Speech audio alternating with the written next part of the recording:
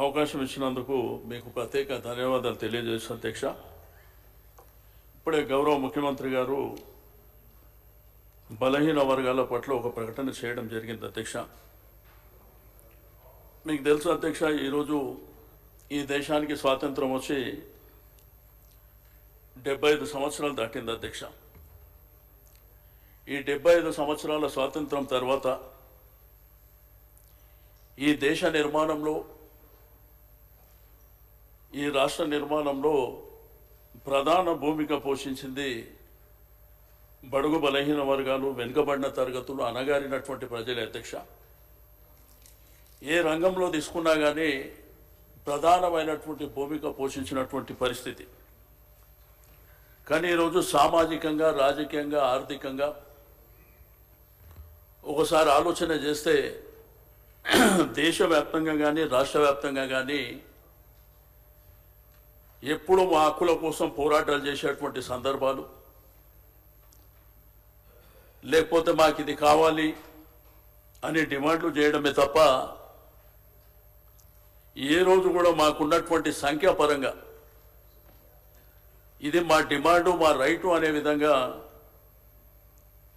గతించినటువంటి ప్రభుత్వాలు, ఈ దేశంలో అనాదిగా ఉన్నటువంటి ప్రభుత్వాలు కూడా ఏ రోజు 75 సంవత్సరాలలో ఆలోచన చేసినటువంటి దాఖలా లేవు అధ్యక్ష.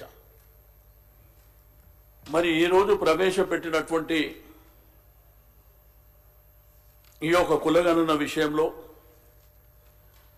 ప్రధానంగా 2011 సెన్సస్ ప్రకారం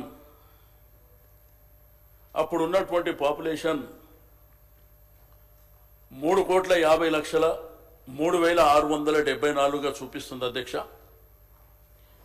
అయితే ఈ రోజు ఉన్నటువంటి ఈ యొక్క ప్రకటనలో మరి సుమారు 1,71.47 కుటుంబాలని అధ్యక్ష. ఆ రోజు ఉన్నటువంటి పాపులేషన్ అంటే 2011 అంటే 14 సంవత్సరాలు, అంటే దగ్గర 13-14 సంవత్సరాలలో ఒక 6 లక్షల పాపులేషన్ పెరిగినట్టే చూపిస్తుంది అధ్యక్ష. ఇక్కడ 370 అంటే మీరు చేసింది 354 అయితే 96.9 అయితే ఇంకా 3.1 పార్టిసిపేట్ చేయలేదనేటువంటి. అయితే ఈ లెక్కలని నిన్న నుంచి చూస్తుంటే అధ్యక్ష, బీసీ సంఘాలు కావచ్చు, మేధావులు కావచ్చు, అనేకమైనటువంటి డిబేట్ల ద్వారా కావచ్చు కొన్ని అనుమానాలు కూడా వ్యక్తపరుస్తుంది. దీంట్లో ప్రధానంగా ఈ పాపులేషన్ పెరగాలి కదా, ఎట్లా తగ్గింది అనేటువంటిది. ఓ వైపున బీసీల పాపులేషన్ తగ్గినట్టు కానీ, రెండో వైపున ఎస్సీల పాపులేషన్ తగ్గినట్టు కానీ, మూడో వైపున ముస్లిం పాపులేషన్ తగ్గినట్టు కానీ, ఓసీల శాతం పెరిగినట్టు కానీ కొన్ని లెక్కలు వస్తున్నటువంటి సందర్భం అధ్యక్ష. గౌరవ చైర్మన్గా ఉత్తమ్ కుమార్ రెడ్డి గారు మొన్న ప్రెస్ కాన్ఫరెన్స్లో గణాంకాలు చెప్పినట్టు ఆ గణాంకాల ద్వారా తెలిసినటువంటి విషయాలలో చర్చ జరుగుతుంది అధ్యక్ష. అయితే దీంట్లో ప్రధానంగా ముఖ్యమంత్రి గారు చెప్పినారు అధ్యక్ష, ఇప్పుడే ఎన్యూమరేటర్లను పెట్టి కొంతమంది అధికారులను పెట్టి చాలా వరకు మేము పారదర్శకంగా చేయాలనేటువంటి సంకల్పంతో చేసినామని. కానీ నేను ముఖ్యమంత్రి గారికి మీ ద్వారా రిక్వెస్ట్ చేసేది ఒకటే అధ్యక్ష, మీరు ఏదైతే ప్రొఫార్మా ఇచ్చినారో 57 అంశాలు ఉన్నాయి దీంట్లో. దీన్ని ఏంటంటే మీరు మరొకసారి ఆలోచన చేసి, ఎందుకంటే ఈరోజు ఇది ప్రధానమైనటువంటి అంశం, మన సమాజంలో ఉన్నటువంటి 100% మంది ఉన్నటువంటి అంశం కాబట్టి దీనివల్ల ఏంటంటే అనేక అంశాలు దీంట్లో పొందుపరిచారు కాబట్టి చాలామంది ముందుకు రాలేకపోయారు. నాకు తెలిసి గ్రేటర్ హైదరాబాద్ పరిధిలో 30% కూడా పార్టిసిపేట్ చేసినటువంటి దాఖలాలు లేవు. మీరు మీ స్టేట్మెంట్లో కూడా కొంత జిహెచ్ఎంసీలో కూడా జరగలేదనేటువంటిది మీరు చెప్పారు అధ్యక్ష. అయితే ప్రధానంగా మాకున్నటువంటి ఇన్ఫర్మేషన్ ప్రకారం నీకు కాలనీస్ కానీ, అపార్ట్మెంట్స్ కానీ, బస్తీలలో కానీ ఇవన్నీ వివరాలు చదివిన తర్వాత మాకెందుకులే అని అవాయిడ్ చేసినటువంటి సందర్భం, మాకు అక్కర్లేదు అనేటువంటి సందర్భాలు కూడా చాలా జరిగినాయి.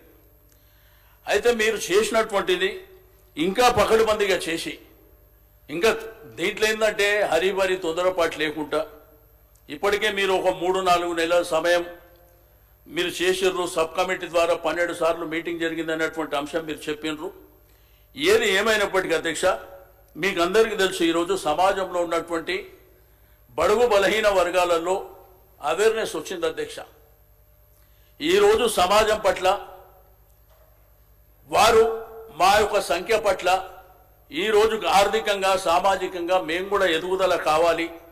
ఒకవైపున విద్యాపరంగా ఎదుగుదల కావాలి, రెండో వైపున సామాజికంగా ఎదగాలి, ఆత్మగౌరవంతో బతకాలి, రాజకీయంగా కూడా ఎదగాలి అనేటువంటి సంకల్పం కూడా ఈ మధ్యకాలంలో మీకు అందరికీ తెలుసు.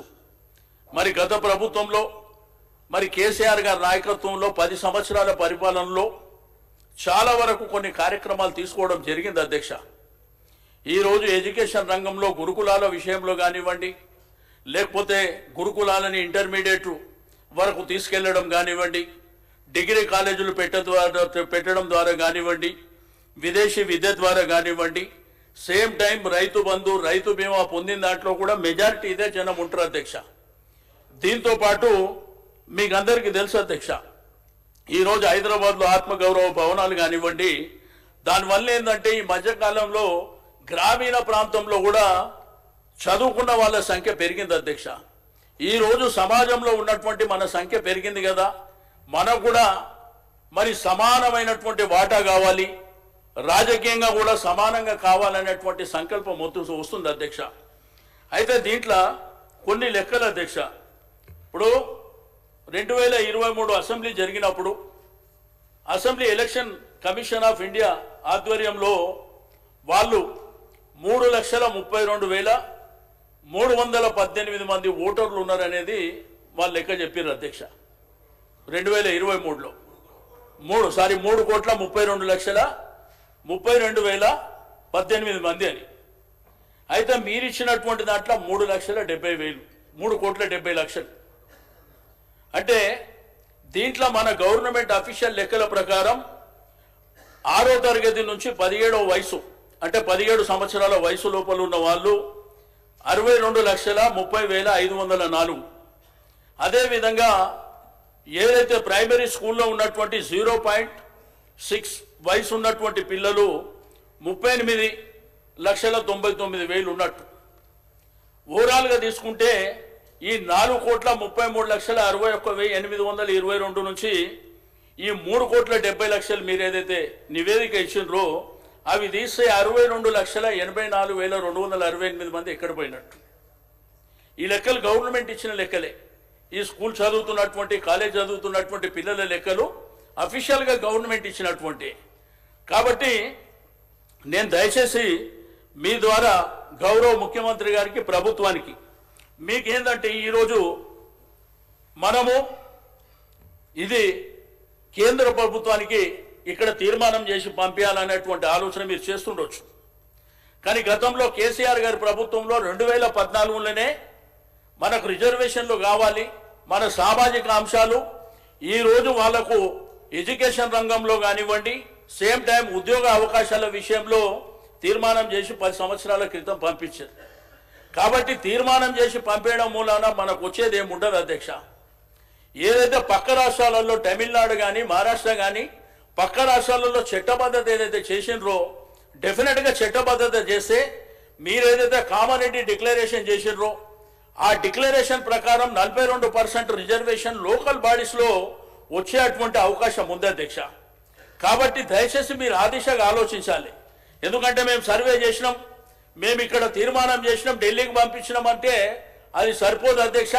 ఈ సమాజం కూడా యాక్సెప్ట్ చేసే పరిస్థితులు లేదు.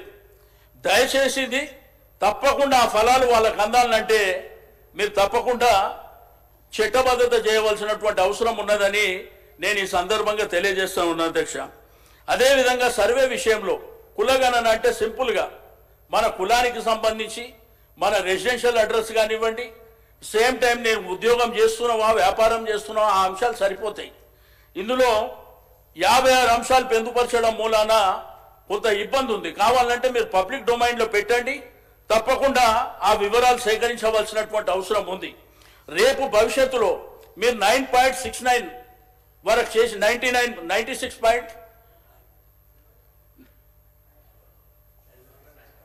96.9 మీరు చేసిండ్రు అంటున్న అధ్యక్ష. రేపు ఈ 3.1% కూడా చేయలేదంటే ఇది మనకు రేపు కోర్టులో కానివ్వండి. రెండోది, భవిష్యత్తులో ఏదైతే పార్లమెంటు సీట్ల సంఖ్య పెరిగినప్పుడు, మరి అదేవిధంగా అసెంబ్లీ సీట్ల సంఖ్య పెరిగినప్పుడు కూడా చాలా తేడాలు వచ్చేటువంటి అవకాశం ఉన్నది. రెండోది ఏంటంటే ఇక్కడ 21 లక్షల మంది బీసీలు చనిపోయినారు అనేటువంటి లెక్క ఒకటి కనిపిస్తుంది. మరి అదేవిధంగా ఎస్సీలు 1,79,000 మంది చనిపోయినారని, మరి అదేవిధంగా ముస్లింలు 1,66,000 మంది చనిపోయినారు అనేటువంటి ఒక లెక్క కూడా మరి మీకు సోషల్ మీడియాలో కానీ పేపర్లలో నేను చదివినటువంటిది. దయచేసి అది క్రాస్ చెక్ చేసుకోవాల్సిందిగా నేను ఈ సందర్భంగా తెలియజేస్తా ఉన్నాను. కానీ 2000 సోషల్ మీడియాలో